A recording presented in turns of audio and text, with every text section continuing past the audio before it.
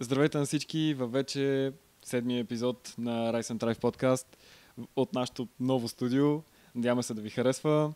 Ако имате някакви идеи по дизайна, може да коментирате долу, да предложите съответно какво да подобрим, какво да махнем, добавим. А иначе темата, която сме ви приготвили за днес е защо егото пречи на прогреса. Смятаме, че ви е доста интересно да чуете така малко по-абстрактно очакваме аз лично очаквам да бъде малко по-абстрактно, но това не значи, че няма да чуете някаква полезна информация. Така че, ако искаш да започваме вече. Давай да започваме. Добре. Ако искаш, всъщност, като за начало, хората да разберат какво разбираме ние под его. Така и така ще си говорим за него, по-добре да знаем какво. Общо взето, да. Его... За мен его е това, което...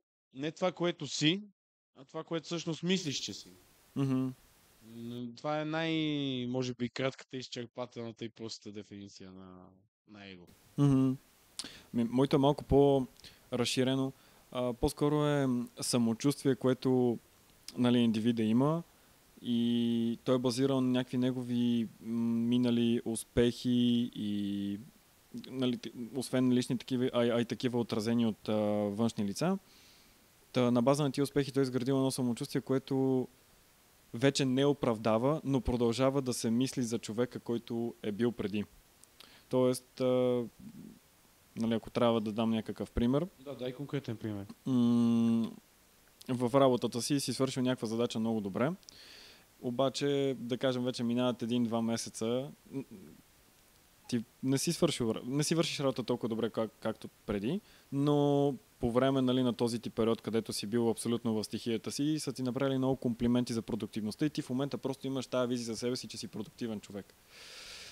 И съответно тук идва една такава надменност, поне начин по който аз го разглеждам, е надменност, която ти пречи наистина да осъзнаеш, че не се развиваш вече или циклиш на едно място и съответно не можеш да продължиш напред. Тоест, егото за тебе, в смисъл не само е какво ти мислиш за себе си, но не само какво мислиш за себе си, но и въпреки околната среда, въпреки всичко, ако още си го мислиш за себе си, то продължава това да си бъде твое его и... Да, общо, че то е една такава като перспектива за теб самия, която ти си придобил в миналото и в момента продължаваш да я имаш, въпреки че не я оправдаваш с действията си. Да. Тоест, в смисъл, това не е ли един вид безпочвена гордост?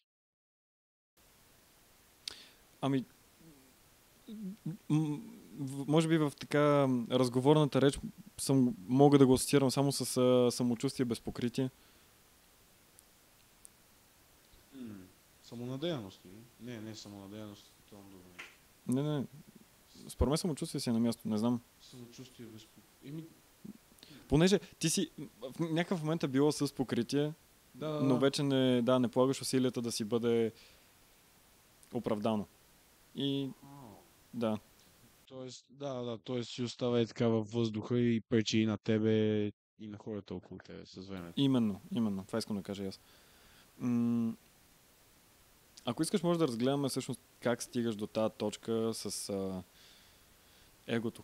Как стигаш до момента, в който смяташ другите за по-ниши, себе си съответно за много по-велик. Добре, окей. Имаш ли някаква конкретна идея, пример? Понеже аз съм приготвил, обаче ми е интересно първо твоето мнение да чуя. Дай първо в смисъл, така и така имаш готова история явно. Така че дай да отидем първо към твоята история и ще я ползваме за отправна точка, за да... Добре, окей. Надграждаме. Окей. Общо взето, смятам, че много хора, които попадат на self-improvement течението, понеже то си...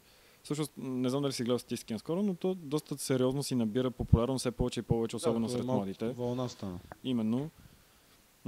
Някои личности имат доста сериозен принос за това нещо, но не е това идеята. Въпросът е, че повечето пъти ти започваш от кота 0, от човек, който пие, пуши, съответно там прокрастинаторства, всички вредни навици, които са прилежащи на хората, към които self-improvement гурутата отправят критика, всъщност изглежда, да. А то не е нужно да, в смисъл, извиняй за прекъсването, не е нужно да почваш, там може и да почваш от човек, който един вид не се случва нищо с него. Нито, не е нужно да пише, да пуши, да пие и така нататък, просто не чете нищо, по цял Да, ден това играе също. видеоигри и Да, така нататък. да. Цяло почваш като малко като безделник. Именно, времето ти просто минава. Да, Едва ли не. да. Да. Та, съответно откриваш, че има един такъв свят на себеактуализация, който е на практика безграничен и се стремиш едва ли не да станеш някакъв вид перфектна версия на себе си. Съответно, започваш там да ставаш рано, да си оправяш леглото, да си миеш лицето, да тренираш, да комуникираш с хората по-открито, по-уверено, така, нали? Идете, че започваш да трупаш някакъв прогрес, лека по лека. Така. Въпросът е, че има една златна точка, преди да ти се зароди егото, която е ти всъщност изпълняваш всички тези навици, които сам си изградил и си поставил за важни, но се смяташ за равен на останалите. Някакси, но не парадираш с това, което правиш. Така. И в момента, в който всъщност осъзнаеш, че вече са минали 2-3 месеца, през които ти в ценностната система си поставил на първо място доста по-различни неща от тези, които старото ти и най-вероятно повечето ти приятели са си поставили като цели. Защото за тях може да е важно да играят игри петък вечер, за теб обаче в момента е важно петък вечер да си легнеш в 9 часа, за да може в събота да станеш в 5. Примерно. Така. Въпросът е, че започваш да се оглеждаш и осъзнаваш, че хората около теб изобщо ти си много по-добър от тях в нещата, които смяташ за важни, а те са много по-добри от теб вече в нещата, които те смятат за важни. Малко се разминават ценностните системи и оттам се получава едно разминаване. Съответно и много хора, които между другото минат на self-improvement, се опакват от точно това, че трябва да си променят много сериозно приятелското обкръжение, просто защото интересите им вече не се засичат. Аз, между другото, мога потвърдя. Това ми се случваше много често. Аз в момента, в който спрях да играя игри, си загубих голяма част от приятелите. Просто защото това беше едното нещо, което ни обединява. Аз си мислех, че всъщност имаме много щастливи моменти заедно прекарани, но всичко беше около видеоигрите. В момента, в който ги загубих и приятелите. Че повечето теми за общ разговор се изчерпват. В смисъл, дали някой ще си говори за новия албум на Дрейк, дали някой ще си каже, че Doja Cat тук е изкарал еди колко си милиона на този албум, дали това е новия апдейт в Overwatch или всички тези неща просто не само ти ги зарязваш, но с времето ставаш и малко безразличен към тях. Не знам дали ти се е случило. Да. И те просто спират да бъдат фактор за теб. Именно, да. Той е част от това да си променяш ценностната система. Да. Нали, след всичкото това, стигаш до точката, където ти се мислиш за много по-велик от всички, защото мамка му ти си е талон за това как един човек трябва да се държи в ежедневието си, какво трябва да прави и така.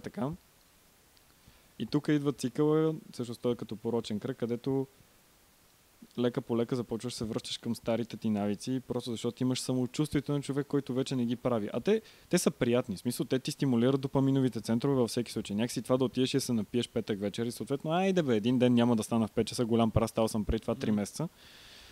Почва да оказва някакво влияние и започваш да се самозалъгваш, защото ти вече имаш самочувствието на човек, който е на NoFap, който медитира, който gratitude journal, който тренира.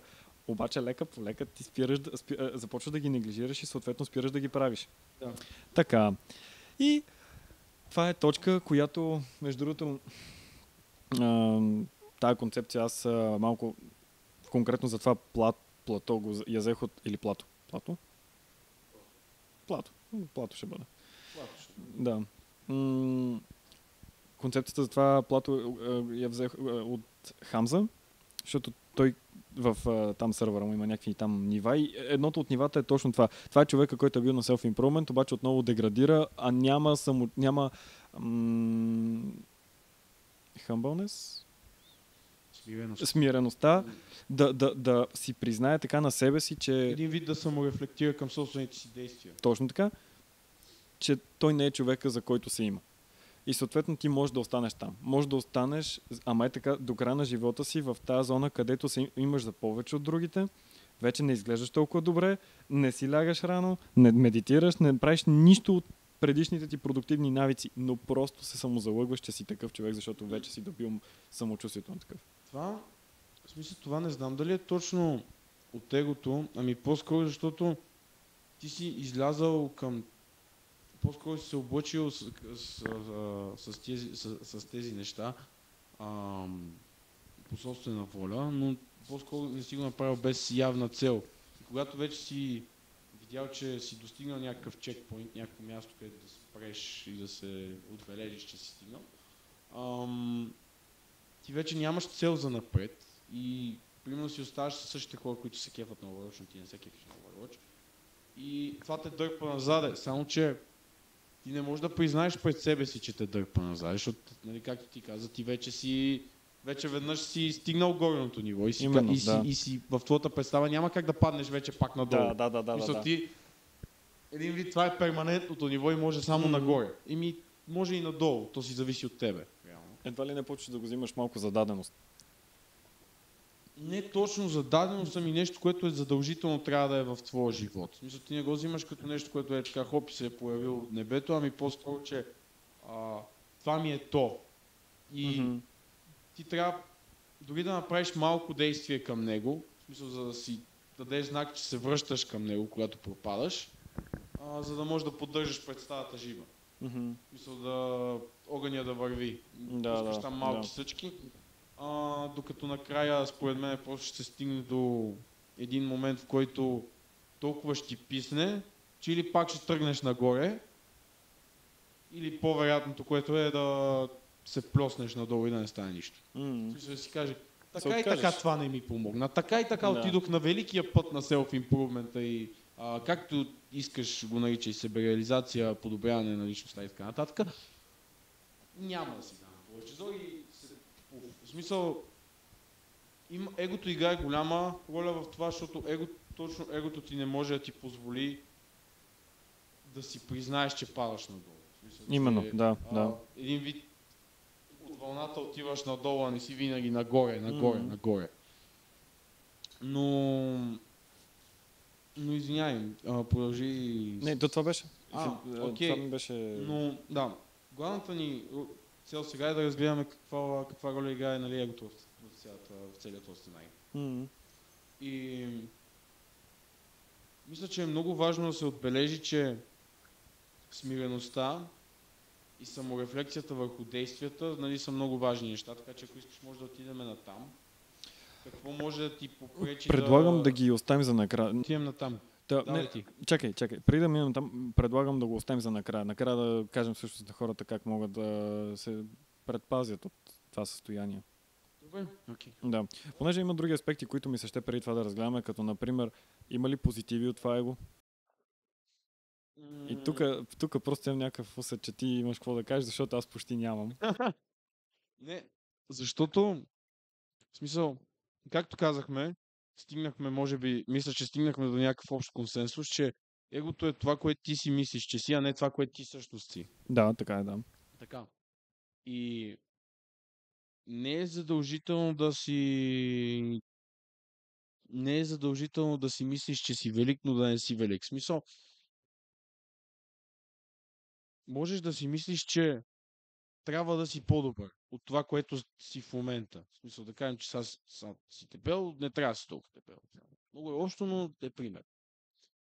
И след това трябва да го подкрепиш това нещо с действие, защото егото ще ти каже, че ти вече не си, че като си дошъл два пъти на пътеката си много велик и така нататък.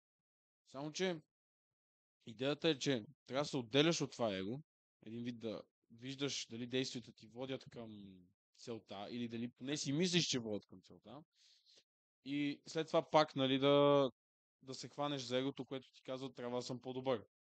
Нали, в смисъл да не му позволяваш то да е над тебе. Да го държиш на кришка малко така. За да изградиш система, която го държи на кришка. Също много важно е да имаш смиреността, която почнахме един вид да засягаме, да можеш да допуснеш, че грешиш някъде. В смисъл да грешиш в някакво твое твърдение, в някакво твое действие, в някакво твое виждане, да имаш смиреността да допуснеш това нещо, че грешиш. Защото като саморефлектираш върху действията си и анализираш ситуацията и виждаш, че на някои места можеш да грешиш и постоянно ги подобряш и след това се връщаш към егото, можеш да постигнеш, според мен, добри резултати. Един вид имаш система, която го държи на каишка. Да, разбирам те. И го ползваш за своя собствена угода. Ако това има логика. Виждам какво имаш предвид, но моето мнение доста се разграничава твоето. Аз единствената полза, която виждам от егото е, че си вярваш и съответно докато си вярваш, може да си Това не е малко. находчив. Да, като така започваш някакви нови начинания. Тогава егото влиза доста от полза. Просто защото не те е толкова страх да прогресираш, понеже повечето пъти, като започваш с нещо ново, то е наистина неприятно колко неразвит си в тази сфера. А егото ти помага наистина да си кажеш, добре, брат, аз съм човека, сега ще го направя, няма проблеми. И се наистина втурваш в някакви такива приключения, които иначе, не че невъзможно да ги направиш, ако нямаш его, но според мен ще бъдат по-бавни. По-бавно ще прогресираш, ако не си вярваш толкова. Просто защото няма да пробваш толкова лесно. То рано или късно трябва да се откажеш до някаква степен от него, за да можеш да го пресъздадеш. Кое е това? Чакай, не те разбрах. Трябва да се откажеш от част от него, за да мога да го пресъздадеш. Защото един вид ти, ако оставаш с един и същи инпут, един и същи една и съща представа, която вкарваш, че си ти няма резултата няма да е нещо по-различно. В смисъл, той няма да се промени, ако ти не промениш нещо първо в това, което вкарваш в цялото действие. В своята представа за себе си. Тоест, но да, в момента с вярата е много. Да. Но заради това помагат малко и екзистенциалните кризи. Те са супер. В смисъл, защото един вид личността ти не може да хване това, което е в реалността. По-скоро представите ти не могат да достигнат истинската реалност. Не знам точно. Можеш ли да го дефинираш по добър начин?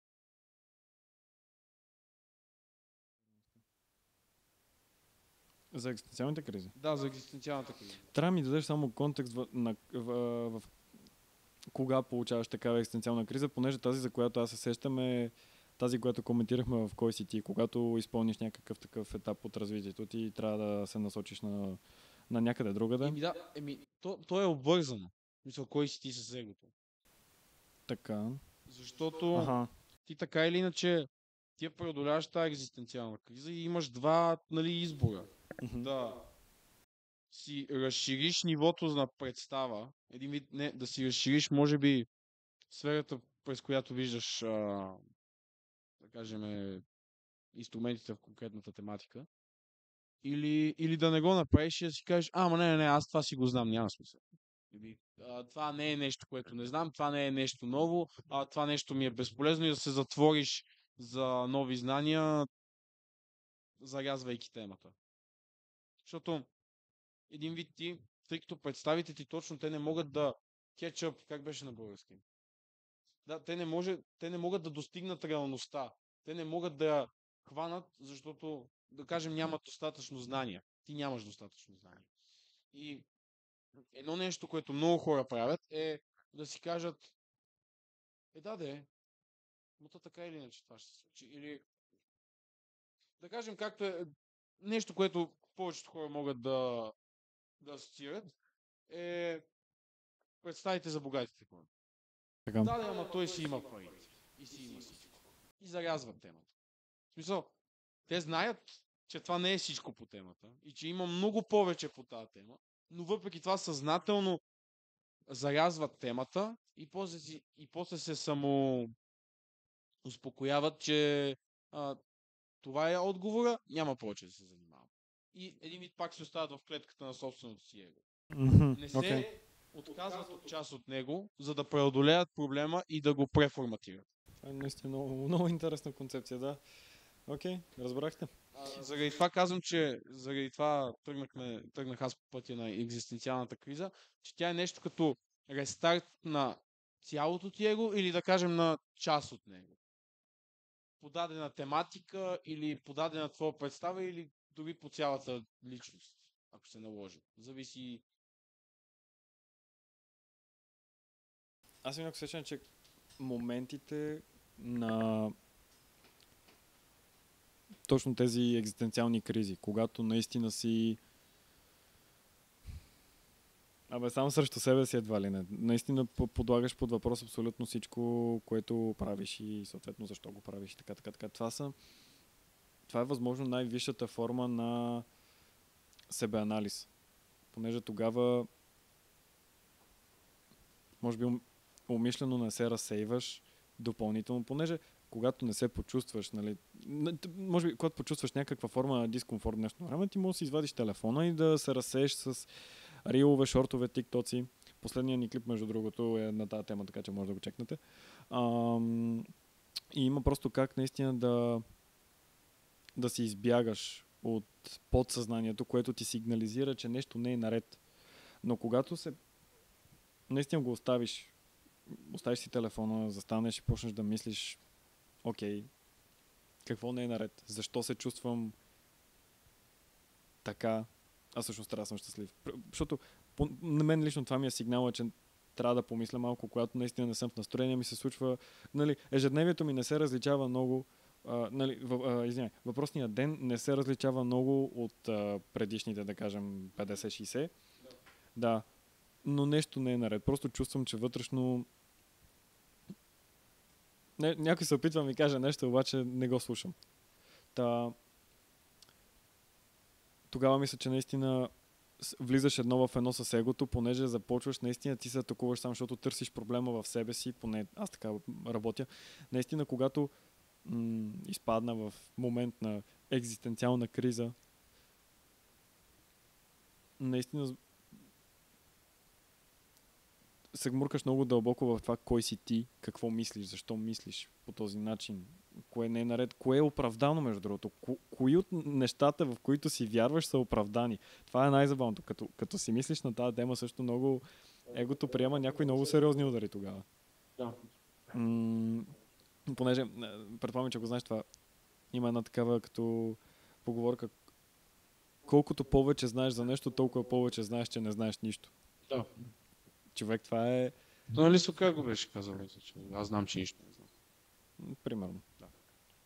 И то е една графика, гледах преди време, която изобразява това човек, всъщност самочувствието на човек по време на сблъсъка му с ново начинание. Изглежда последния начин. Започваш от някъде от средата. На сравнително подценяваш темата, всъщност подценяваш комплексността. Един вид си ентусиазиран без никакви знания? Не. Навлизаш много водоравно.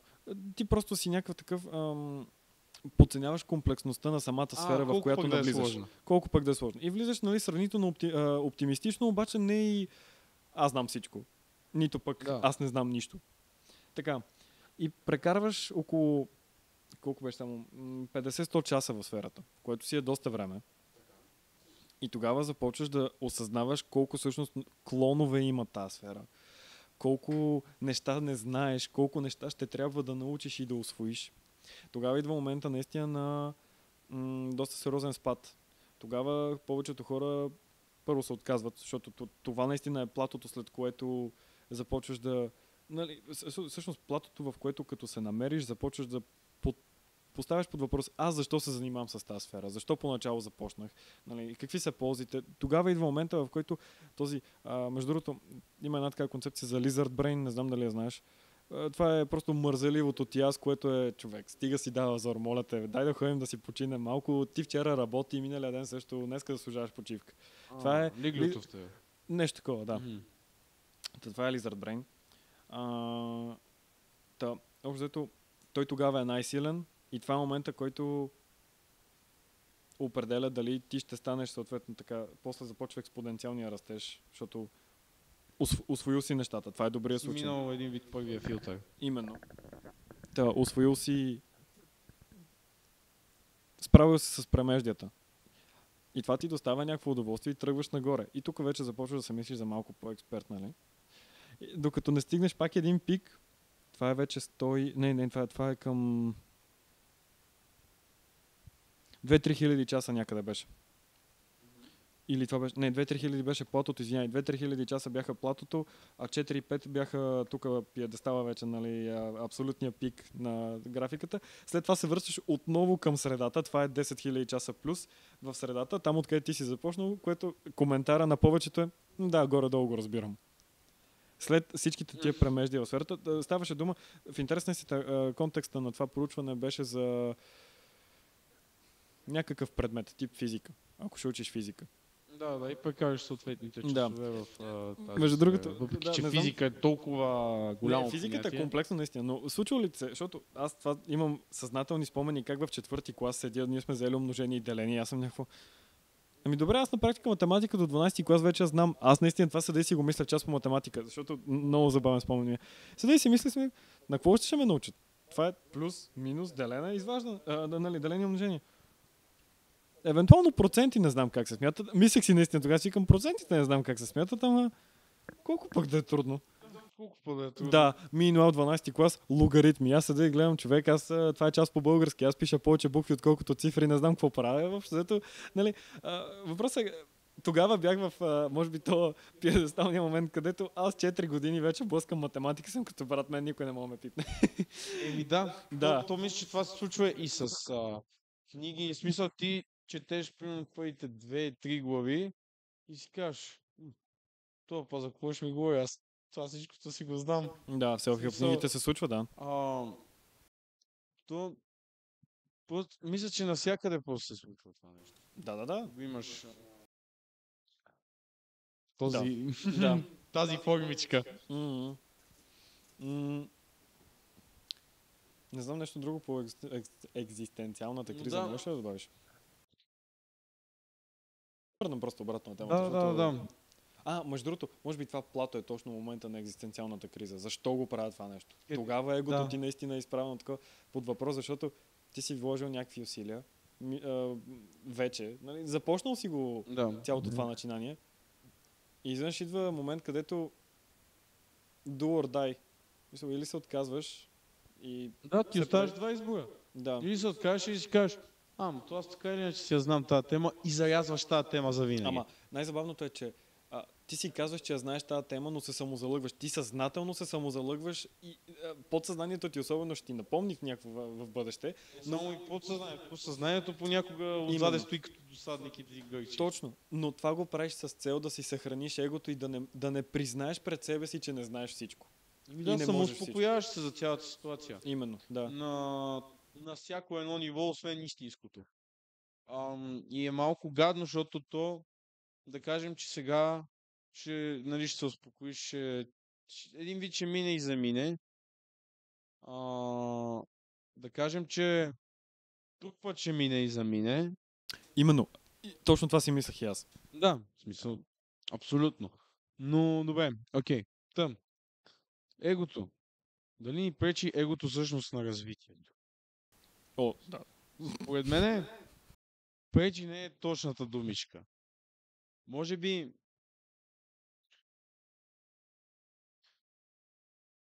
би е нужна пречка. Един вид, че ти трябва да го пребориш, за да можеш да го промениш. И когато направиш това действие, един вид, когато го пребориш, промениш и така нататък, ще си благодарен от цялата работа, защото ще си открил, може би, форма на себе си, за която не си знал. То си е доста сериозен тест. В смисъл, да, точно. Тест. Всъщност, егото може да го наречем като тест. Мисля, че е най-правилният термин. Това е интересното, че наистина, когато прокрастинаторстваш, правиш този bare минимум, който е нужен на егото да не изчезне. Да, възможно минималното, както казахме в началото, за да държиш огъня да още Да тлее, той си запален. тлее, нали? Да Ама... слагаш стъчките там и готово. Да. Но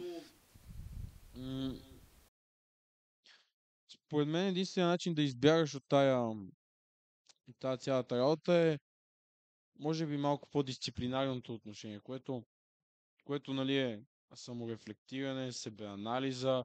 Винаги, всъщност най-важното преди тези двете е като кажеш, нали, аз съм този, който съм, мисля, аз съм продуктивен, аз върша работа ето толкова часа на ден, аз се стремя към тази цел, да отидеш към извинявам се, да държиш така егото на каишка. Мисля, така да успееш да извършиш цялото нещо.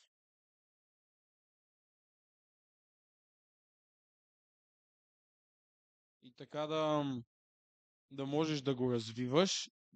Тоест, единственият начин да направиш егото така, че да работи за тебе, е когато излизаш извън него. Когато добавяш действия към него и когато казваш, че си човека, който си, да си човека, който си, независимо, може би, от цената. В по-голямата част от случаите. Това от егото е врагът ли го взе? Не. Окей. Това го взех от философските мисли на Даниел Ги. Найс. Понеже аз съм чел на Райан Холидей тази книжката, не знам дали ти е попадала. Да, виждал съм. Топа. Значи, там... Тя всъщност е много известна. Да, тя е доста мейнстрим, обаче работи, за това и съответно е толкова популярна. Та... 4 основни, нали, за мен ключовите 4 решения, които човека беше изборил, са себеанализа, особено в моментите на екзистенциалните кризи, както коментирахме по-рано, понеже тогава може би пак като вметка, може би тогава си най-искрен със себе си. Тогава най-голям шанс да признаеш пред себе си, че не те бива в нещо. Да. Така. След което имаш да търсиш обратна връзка от другите. Съответно, ако особено имаш някакви такива приятели, където имате общи интереси и съответно искате заедно да прогресирате, би било доста, смятам, че така позитивно за твоето развитие и съответно ти пази егото. Всъщност пази егото ти от това да не наделее изцяло върху личността ти. Като просто те ти казват кое е наред с теб, кое не е, кое правиш наистина като хората, кое... Обясняваш, че го правиш, ама всъщност не струваш. Някъде такива. Това искам да кажа. На какво се правиш, къде си личи, че си актьор, дори може би ти сам да не го осъзнаваш. Да. Третото, което наистина намирам за много важно е да търсиш провала, понеже когато се провалиш и можеш да признаеш пред себе си, че се проваляш, първо, нали, всеки провал е възможност за растеж, за израстване. Това сме си го говорили. Да. Но идеята ми тук е друга. Когато се провалиш, егото ти понася щета, понеже то не е свикнал да бъде в ролята на загубилия. Да. Но в момента, по-скоро ролята на загубилия не се асоциира с него. Така, да.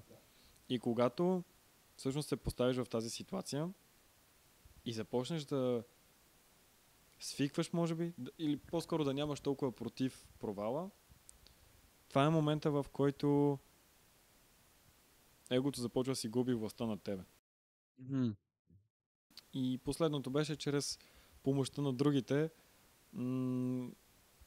като нямам предвид те да ти помагат на теб, а ти да помагаш на тях, защото като допринасяш за чуждия растеж, а не за своя личен, буквално вървиш едва ли на контра на егото, понеже то е егото и поне така както аз си го представям, егото е изцяло фокусирано върху теб. Мисъл, това ти как се виждаш, няма его, което е базирано на това как аз те виждам теб, например. Аз нямам високо его, защото ти си ми приятел или ти си някакъв по-велик от мен. Егото е, защото аз се мисля за по-велик, отколкото съм. Та, когато помагаш за чуждото развитие, смятам, че наистина се смиряваш.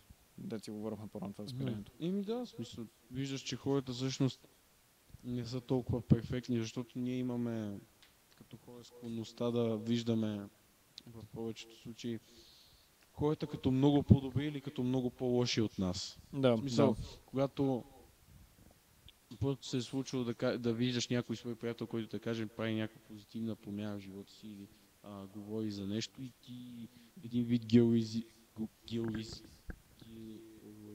неговите действия в твоите очи. Или когато видиш, че някой да кажем, че се е провалил и нали, първоначалната ти реакция е малко по-така на страна, той е малко нали, сваляш го надолу в очите си и така нататък. Но да, когато помагаш на един и на другия тип, защото в повечето случаи даже те са всъщност един и същи човек, научаваш много повече за себе си, отколкото за човека от среща. Да. Има го и това, че чрез помощта на другите губиш нуждата за лична валидация. Понеже ти наистина правиш жертва. В смисъл, какво имаш предвид под лична валидация? Сега ще го правиш жертва в лицето на времето ти и ресурсите ти, за да помагаш на друг, не на себе си. Ти няма да... Бенефит? Полза. Да. Ти нямаш полза, по принцип, директно от тези ти действия. Понеже ти няма да израснеш, като губиш време за други. Като инвестираш време в други. Разбираш ли какво пред? Това е... губиш нуждата за самовалидация, понеже егото работи на този принцип. Когато нещо е под въпрос дали си добър или не в него, в дадена сфера, правиш малко работа, егото се обажда, добре, всичко е наред и готово. Мисля, това е самовалидация. Аз поне така виждам. Той си е цикъл в тебе. Но когато всъщност няма цикъл, кръга е отворен някъде там по обиколката и навлезе другия човек, откъде идва, може би не спираш кранчето на егото. Ти не си в кръга, ти го трошиш. Да, ти въобще ти излизаш не от него. намираш близо до него. Да. Но това особено при нас, може би, момците, е на стероиди. Нашето его е толкова обичило, че... Нашето ли? Ето ти теория с Instagram и супер лесната валидация, която жените могат да получат като хиляди мъже им пишат на ден. Това е валидация, това е социална валидация. Ние не получаваме такова нещо. Ние сме тия, които ние сме тези, които валидират. Пак нашето его е много по-обидливо от женството, от жените. Обидливо? О, Боже, сега те разбрах какво каза. Извинявай. Да, схванах ти идеята. Окей, да. При нас, ти като се събереш в групичка с момчета, си събираме си ние The Boys и буквално всички се предизвикваме, в смисъл, гледай, ти смешни, кай, хой го направи това. Това е въпрос на статус, нормално е. Да. И при нас, да. И заради това при нас егото е много по-обидливо и ти не щеш, нямаш сили, унищожен си, мускулни трески, отиваш и тия набирания, дето сте предизвикали приятелите ти или групичката ти от мъжки приятели да направиш, ти отиваш и я правиш независимо от това, че не можеш да се движиш или нещо подобно. Така е, обаче тук малко ще се отклоним от темата, но ми харесва просто, че го каза. Абсолютен факт. Мъжете се стимулират един друг най-добре. Няма по-голям стимул за теб от това как друг твой приятел или човек от обкръжението ти се справя в същата сфера, в която си и ти. И да се стимулирате заедно, това наистина усещане за, може би, brotherhood, ако мога да го нарека, наистина, за братство, за сплотеност, за като племе сте. Мисля, вие наистина мисля, че наистина това. Добре. Значи, сега тук ще кажа. Мисля, че наистина в миналото племената са работили на този принцип. Мъжете са заедно и съответно отиват и те си имат там, нали знаеш, тези ритуалите, трябва да ходиш да убиеш прасе, примерно, за да станеш официално мъж. Такива работи. Идеята е, че са някакви такива предизвикателства, които израстваш чрез тях. Но това е, ако си сам, от никъде няма ти дойде стимула или знанията, с които да извършиш и да минеш през самия през самото предизвикателство. Да, реално